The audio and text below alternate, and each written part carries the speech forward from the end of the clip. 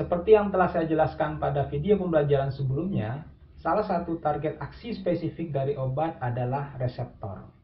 Nah, apa itu reseptor dan apa saja jenis reseptor yang ada di dalam tubuh kita, serta bagaimana ikatan spesifik obat dengan reseptor? Simak video berikut ini.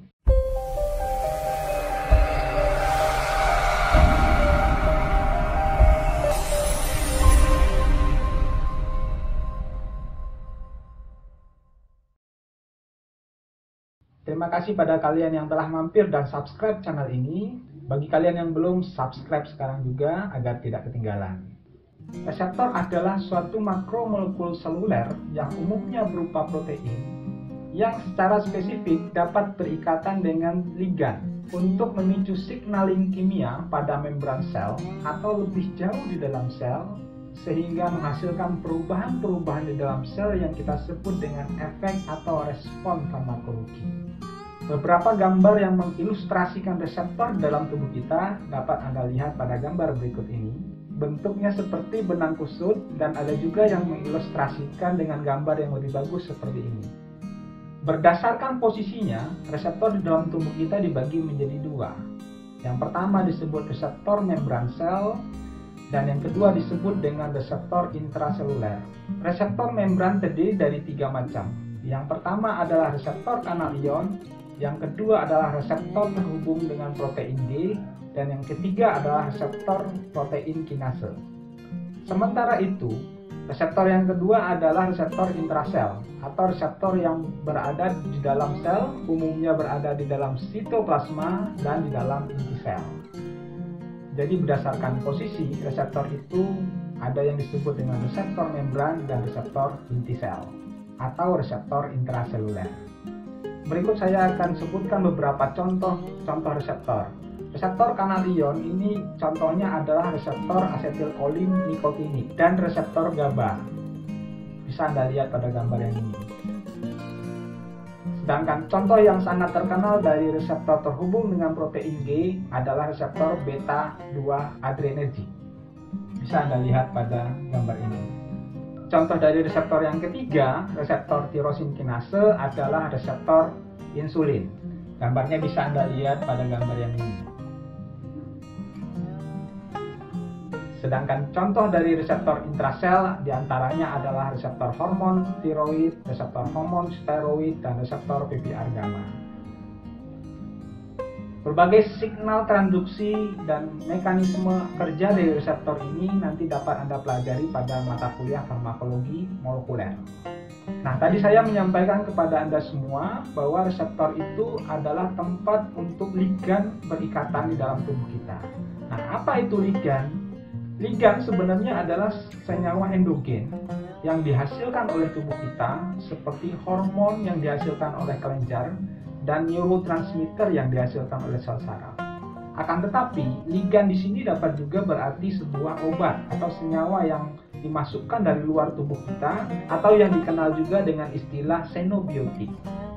Jadi, obat itu juga dapat disebut sebagai sebuah ligan yang nantinya akan mampu berikatan dengan sebuah reseptor dan akan menghasilkan efek farmakologi. Di mana memang tujuan pemberian obat ini adalah untuk menghasilkan suatu efek farmakologi sehingga bisa mengurangi berbagai macam gejala penyakit atau menyembuhkan penyakit itu sendiri. Berdasarkan definisi reseptor yang telah saya sampaikan tadi, di sini ada dua fungsi dari reseptor. Yang pertama adalah mengenali dan mengikat ligan secara spesifik.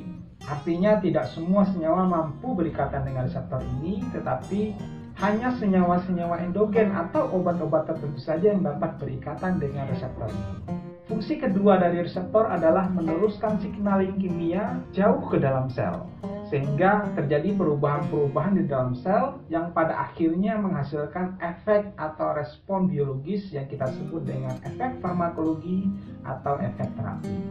Perubahan-perubahan yang dapat terjadi pada sel diantaranya adalah perubahan pada membran sel, mungkin bisa berupa terbukanya suatu kanal ion tertentu, kemudian terbentuknya second messenger atau suatu senyawa yang sebelumnya tidak aktif menjadi aktif untuk meneruskan signaling kimia ke dalam sel, dan perubahan pada sel juga dapat berupa terpicunya aktivitas transkripsi gen sehingga akan menghasilkan protein-protein tertentu yang akan berpengaruh langsung pada sel itu sendiri atau pada sel organ-organ lainnya yang mungkin saja berada jauh dari sel itu sendiri.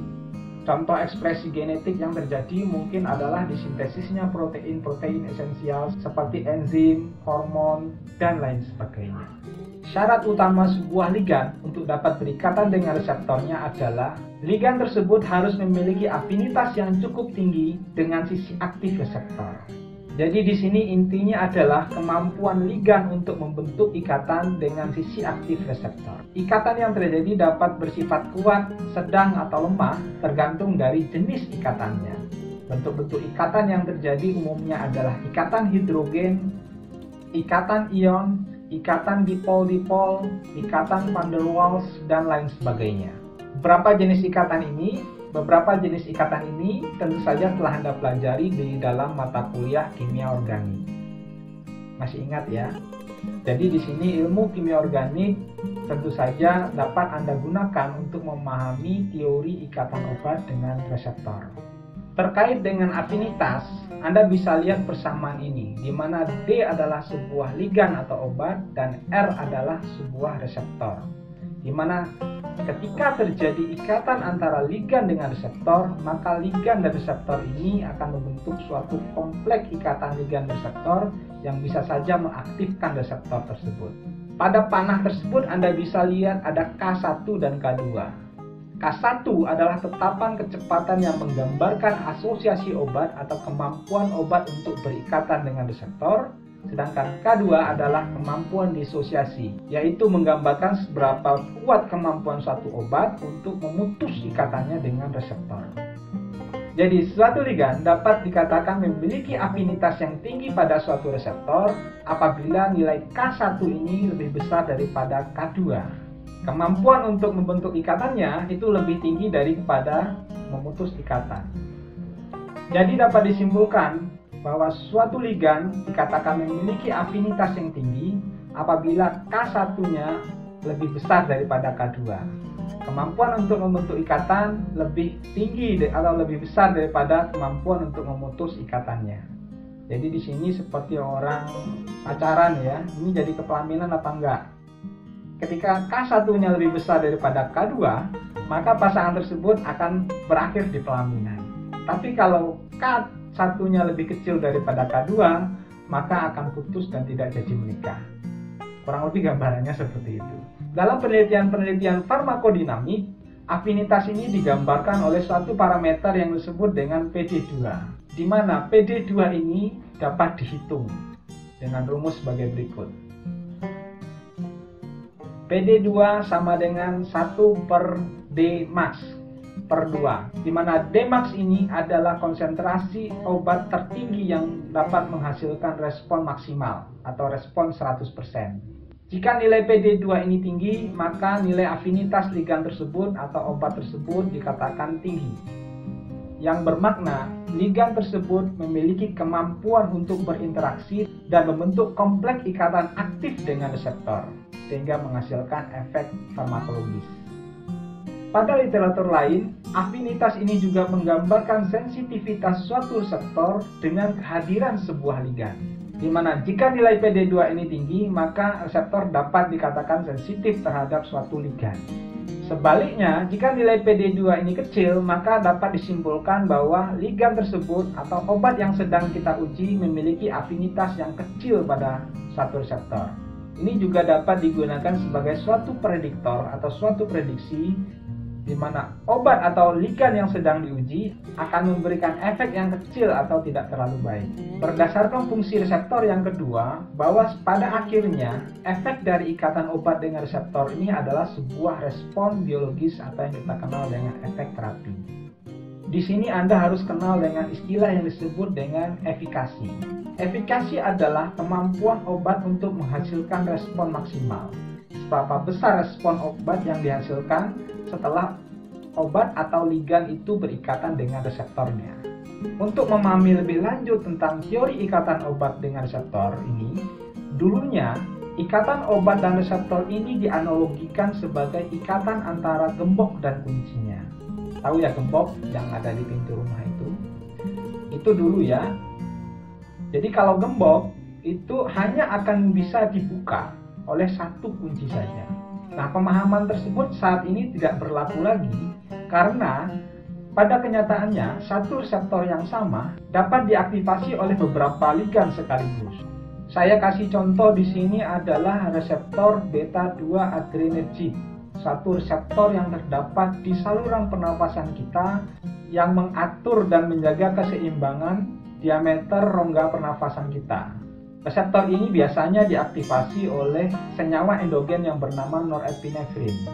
Norepinefrin ketika mengaktifasi reseptor beta 2 adrenergic maka akan memicu terjadinya efek relaksasi bronkus, sehingga kita akan merasakan saluran pernapasan kita longgar.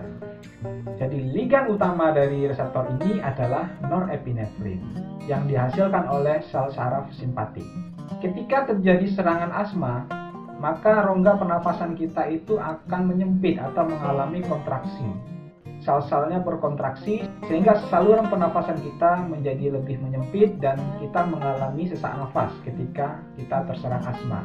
Nah, pada kenyataannya saat ini banyak sekali obat-obatan yang dapat diberikan dari luar untuk melonggarkan saluran pernapasan kita atau melegakan sesak nafas, yang mana obat-obatan tersebut juga beraksi pada reseptor beta 2 adrenergic tersebut.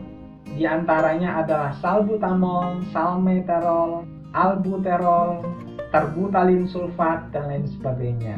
Yang mana senyawa-senyawa obat yang saya sebutkan tadi itu umumnya banyak berada pada obat-obat asma yang digunakan dengan cara dihirup atau inhalasi. Target aksi dari beberapa senyawa obat tersebut adalah reseptor beta 2. Jadi dapat disimpulkan bahwa teori gembok dan kunci yang saya sampaikan tadi tidak berlaku lagi karena pada kenyataannya beberapa obat atau ligan dapat mengaktifasi reseptor yang sama. Perbedaannya di sini cumalah di efikasinya, seberapa besar efek atau respon yang dapat dihasilkan oleh masing-masing ligan. Contohnya bisa Anda lihat pada tabel berikut ini. Ini adalah efek bronkodilatasi yang dihasilkan oleh berbagai macam beta 2 agonis reseptor atau obat-obat yang mengaktifasi reseptor beta 2 adrenergic. Dapat Anda lihat efek bronkodilatasinya berbeda-beda, sehingga yang berbeda di sini adalah efikasinya. Data lain yang dapat Anda lihat pada tabel ini adalah data waktu proteksinya sama onset efek bronkodilatasi yang dihasilkan. Di mana onset di sini adalah seberapa cepat efek tersebut dapat dirasakan oleh pasien. Demikian yang dapat saya sampaikan tentang seputar reseptor ini. Pada video pembelajaran berikutnya, saya akan membahaskan dampak yang terjadi ketika ada suatu ligan berikatan dengan reseptornya. Dan nanti akan ada istilah agonis, antagonis, dan inverse agonis. Jadi jangan kemana-mana, subscribe dan tetap stay tune pada channel ini agar Anda dapat mengikuti video pembelajaran berikutnya. Demikian, sampai jumpa pada video pembelajaran berikutnya. Assalamualaikum warahmatullahi wabarakatuh.